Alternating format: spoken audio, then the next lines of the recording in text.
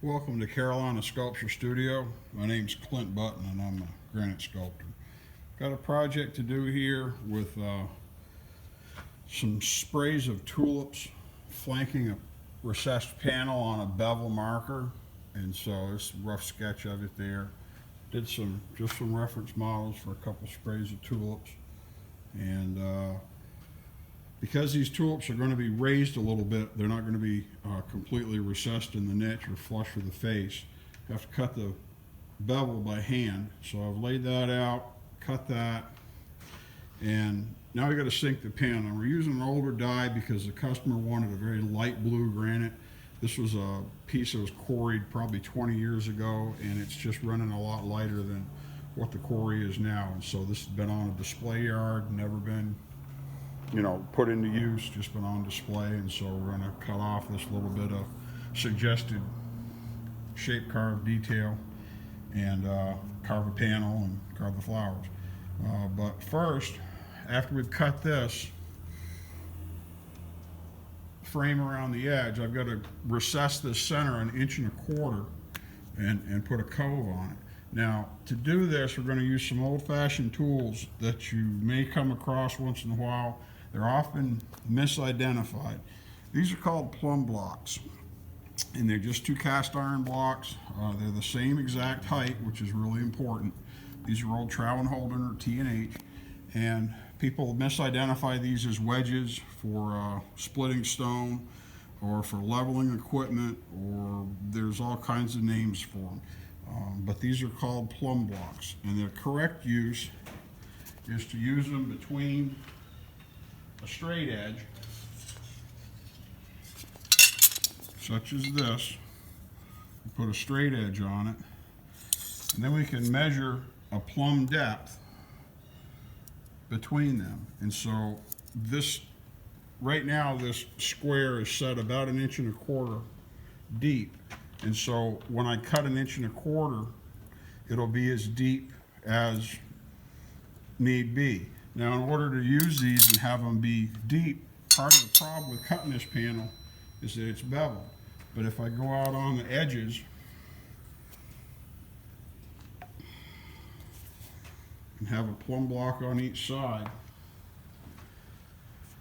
and then use a straight edge that goes all the way across,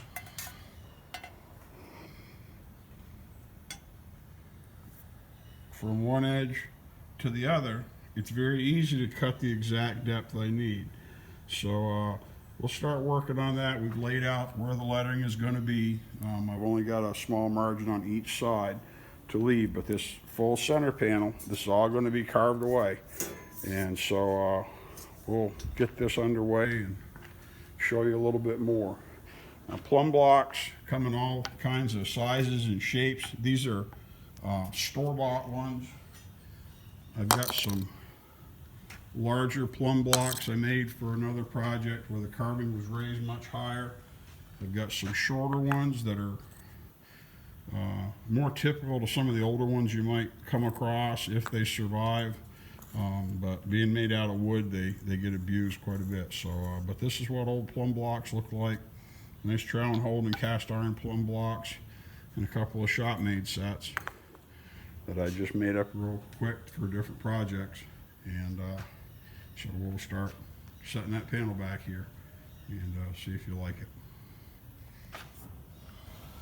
Okay, I've pushed the face back, just wasted off a bunch of stone, and now I've got the plumb block set on each side like I showed before. Got my straight edge, and then got my gauge marked, and I'm staying up just a tiny bit. I have until I get finished, but I've got this cut to depth here. It's just within 1/8 of an inch.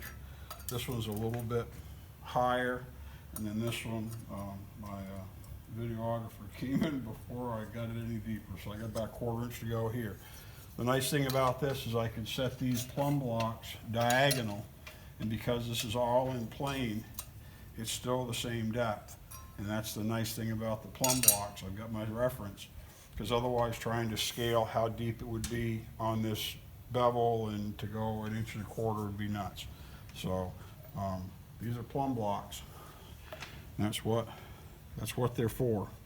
These are some of my grandfathers. He was a master finisher when he retired, and my cousin taught me how to use them. So that's how you sink a panel. And I'll go ahead and I'll cut several holes, all the depth, and then I'll match them all up and level it all out, and it'll be a gorgeous panel, and then we can carve the tulips. So that's about it. That's how you use a plumb block. My name's Clint Button here at Carolina Sculpture Studio. Thanks for stopping by.